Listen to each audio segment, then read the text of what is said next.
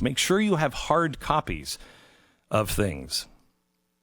We are under attack, and we have to stop looking at these things all as isolated incidents. I don't think they are. I don't think that there is I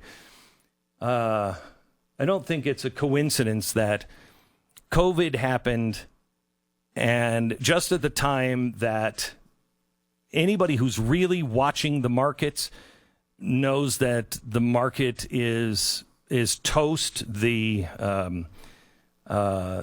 Fed is in trouble because of the spending that they've done. We watched it on this program, showed you that they were doing things without any explanation that they had never done before for 6 months leading up to COVID. And now they're just giving all this money to all of these big corporations. They're investing in the stock market. That's unheard of, and not the place for the Fed. They are also underwriting our debt in figures that are staggering. It's not a coincidence. It's not a coincidence that I think that that's happening at the same time all of the corporations are sucking up to Black Lives Matter. And it's not a coincidence that Black Lives Matter is here and the New York Times is doing the 1619 Project at the same time. And it's not a coincidence that both of those have been done, have had curriculums done for them, and they are being pushed into our schools right now. It's not a coincidence that our churches are closed.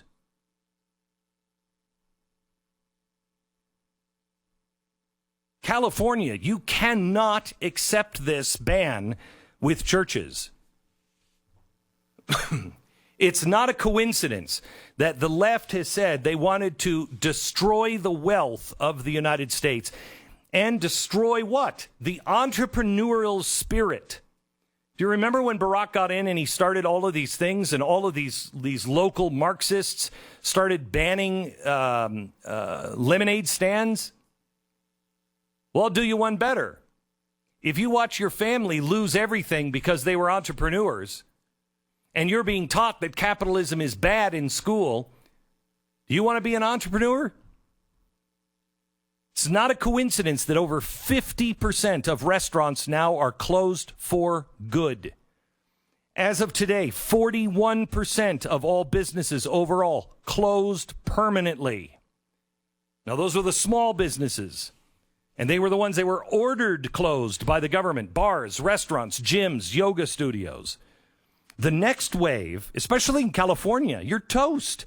Texas cannot be closed again.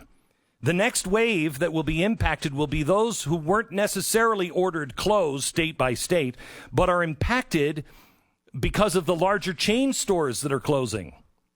For the last few weeks, these are just some of the names that you will no longer see on buildings. Pier 1 Imports, gone. GNC, gone. JCPenney, Signet Jewelers.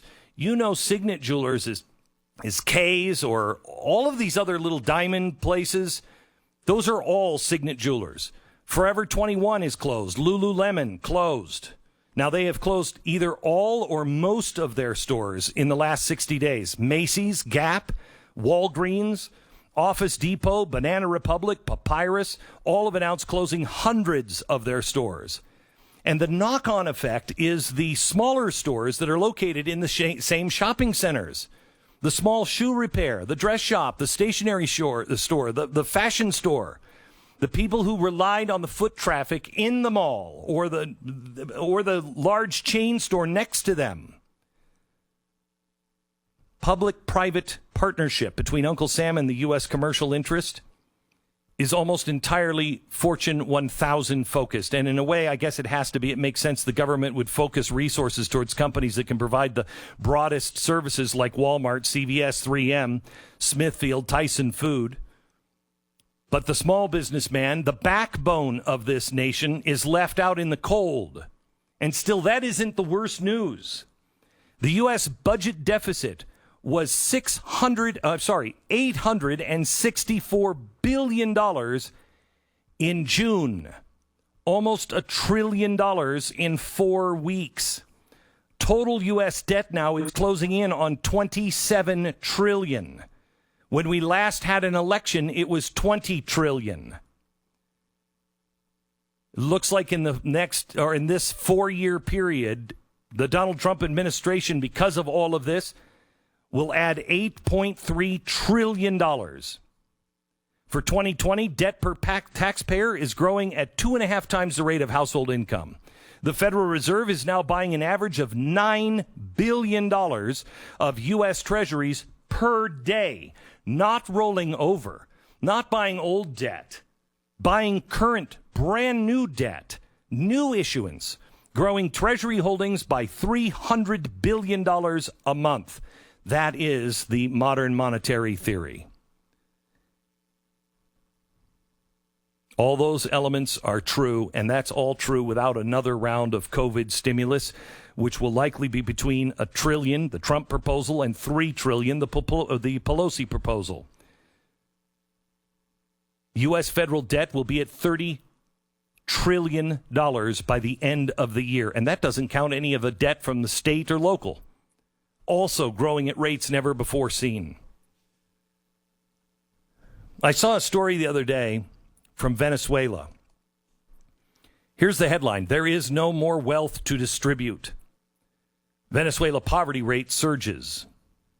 They found that 64.8% of Venezuelan households experienced multidimensional poverty in 2019, a measure that takes into account income as well as the access to education and public services. Venezuela's poverty rate surged in 2019 to levels unmatched anywhere in Latin America as the once prosperous oil-producing nation's hyperinflationary economic collapse continued for a 6th straight year. There will be no more wealth to redistribute. And the Marxists and the anarchists and the Islamists, something that I was marked by every single person in the media, left and right. I was called a madman for saying it. Everything we talked about at Fox, everything is now in play. It's all here. And what is coming, my friend,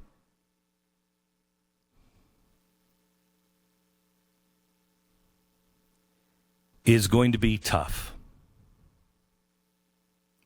unless we all stand together, unless we return to our God, unless we allow this initial impact to change us fundamentally. Marxists, anarchists, Islamists working together. They're not even hiding it anymore. Experts now call it the Red-Green Alliance. Oh, they've got a nice name for it now.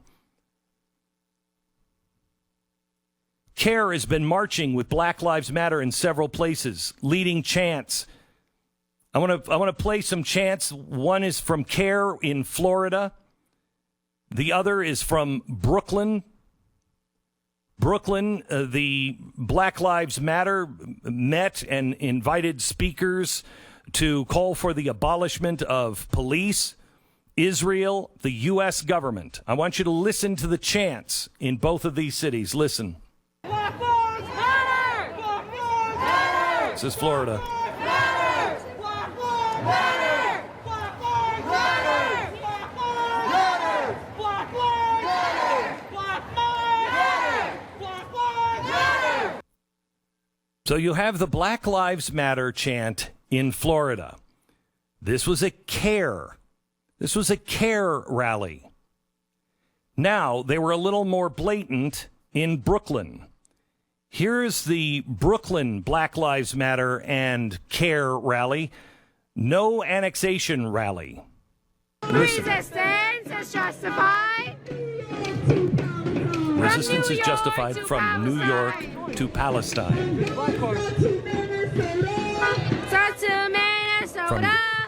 From Gaza to Minnesota. Globalize the intifada.